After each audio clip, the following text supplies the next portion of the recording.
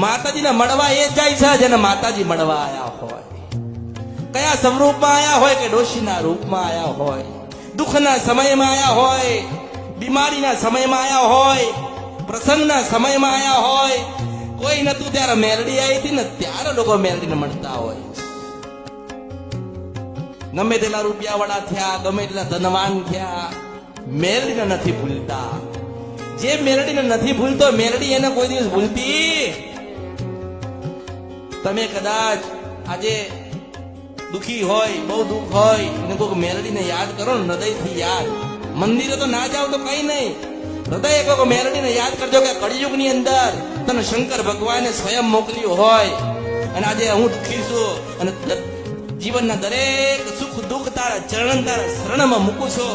જો આ કળિયુગમાં કોઈ મેલડી તું જાગતી હોય, બોલતી હોય, મનાવતી હોય તો મને સપના મળવા ના જવું તો મારા અવતારમાં ખોટ પડાવું મેલડી છું આ કળિયુગમાં.